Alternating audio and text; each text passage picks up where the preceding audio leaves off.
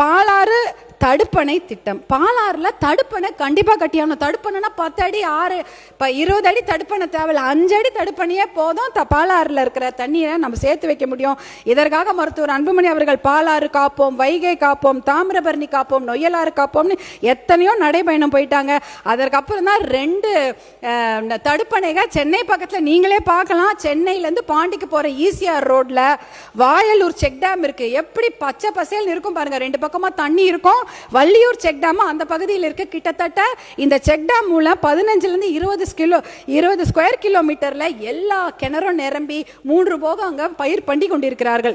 இந்த நீங்க பார்க்கும்போது சென்னை டு பாண்டிச்சேரி அந்த ஈசிஆர் சாலையில நீங்க பார்க்கலாம்.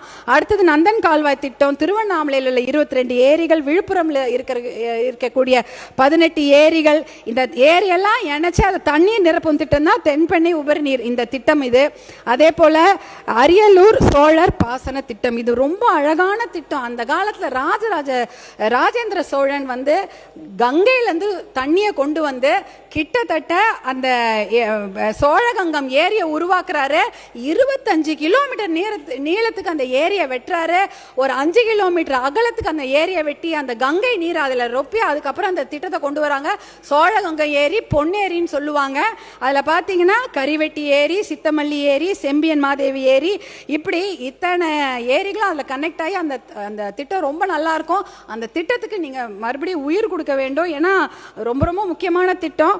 அப்புறம் இன்னொரு உறுப்பினருடைய கோரிக்கை சோழவந்தான் சாத்தியாடி அணை திட்டம், அதுவும் கேட்டிருந்தாங்க. இந்த திட்டங்கள் எல்லாம் நம்ம கொண்டு வந்துட்டோம்னாலே இது வந்து நதிநீர் இணைப்பு திட்டம் தான். பெரிய இது கிடையாது, பெரிய வெளியூருக்கே போக தேவையில்ல. நம்ம ஊரில் இருக்கக்கூடிய நதிகளை நாம் இணைத்தாலே போதும், தூர்வாரினாலே போதும், கரைகளை பலப்படுத்தினால் போதும், இந்த மணல் அள்ளுறதே குறைஞ்சிடும்.